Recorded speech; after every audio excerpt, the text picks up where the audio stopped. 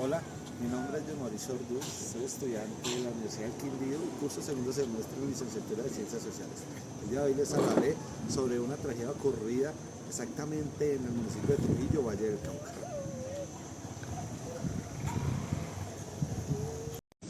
Trujillo, un pequeño municipio del Valle del Cauca que se extiende sobre las montañas cafeteras del occidente colombiano.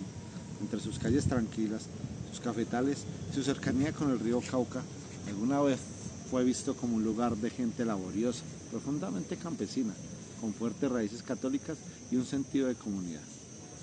Pero detrás de esta apariencia de calma se escondía una de las páginas más oscuras de la historia reciente de Colombia, la llamada Masacre de Trujillo, una serie de crímenes atroces ocurridos entre 1988 y 1994. Más de 200 personas fueron asesinadas, desaparecidas o torturadas. Campesinos, líderes comunitarios, comerciantes, jóvenes y hasta un sacerdote, el padre Tiberio Fernández Mafra. Su cuerpo fue encontrado en las orillas del río Cauca, desmembrado y arrojado como si la vida humana no tuviera valor. La masacre de Trujillo no fue un hecho aislado ni espontáneo, fue el resultado de una alianza macabra entre narcotraficantes, paramilitares y agentes del Estado. Una violencia sistemática y planificada que buscaba sembrar terror, eliminar líderes incómodos y consolidar un control social. Hoy, más de 3 décadas después, este episodio sigue siendo un símbolo de impunidad, pero también de resistencia, memoria y lucha por la verdad. Para entender la masacre es necesario retroceder en el tiempo.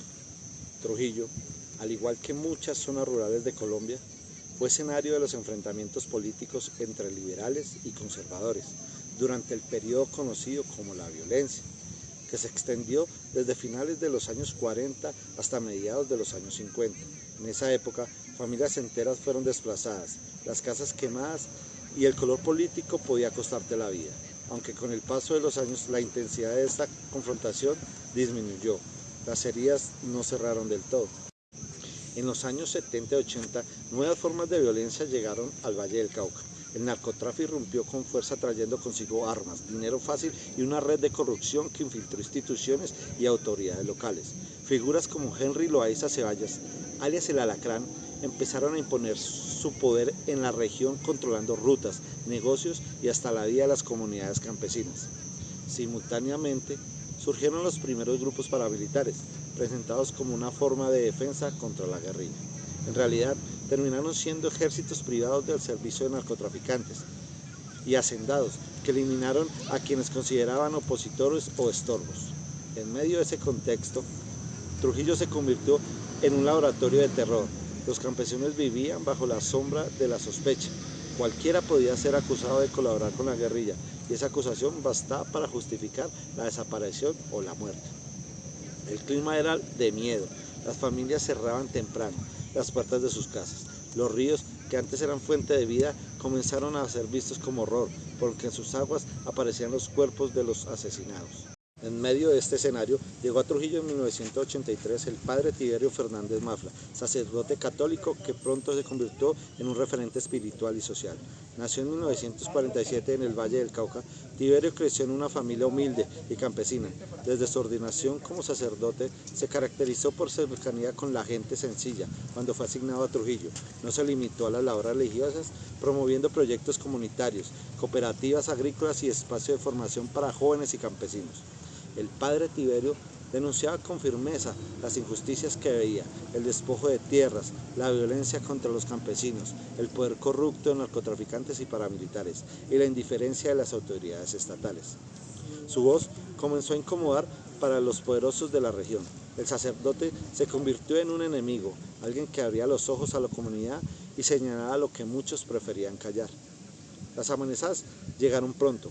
Amigos y feligreses le pedían que fuera más cauto, que se cuidara, pero él se mantenía firme, convencido de que su misión era acompañar al pueblo, aunque esa costara la vida. Y en efecto, le costó. La tragedia comenzó a visibilizarse a finales de los años 80, aunque ya había antecedentes de violencia selectiva. El 7 de marzo de 1990, José Antonio Castaño, un campesino de la región, Fue asesinado junto con su familia. Su crimen fue justificado bajo la acusación de ser colaborador de la guerrilla, algo nunca comprobado. Era solo el inicio de una cadena de horrores. El hecho más recordado ocurrió el 17 de abril de 1990. El secuestro del padre Tiberio Fernández Mafla fue interceptado cuando viajaba en su camioneta obligado a detenerse por hombres armados. Lo llevaron a un lugar desconocido donde fue sometido a brutales torturas. Los testimonios posteriores revelaron la crueldad. Fue desmembrado, aún con vida, y sus restos fueron lanzados al río Cauca. La noticia conmocionó a la comunidad. Había silenciado la voz más valiente que tenía el pueblo. Pero la violencia no se detuvo allí. Entre 1990 y 1994, más de 200 personas fueron asesinadas o desaparecidas en circunstancias similares. Campesinos, jóvenes, líderes comunitarios, comerciantes e incluso músicos de un grupo de mariachi local que habían tenido algún roce con paramilitares. El modus operandi era siempre el mismo. Las víctimas eran secuestradas, torturadas, con sevicia y desmembradas con motosierras, y finalmente sus cuerpos eran arrojados al río. El agua antes era sinónimo de vida y cosecha, se convirtió en tumbas colectivas.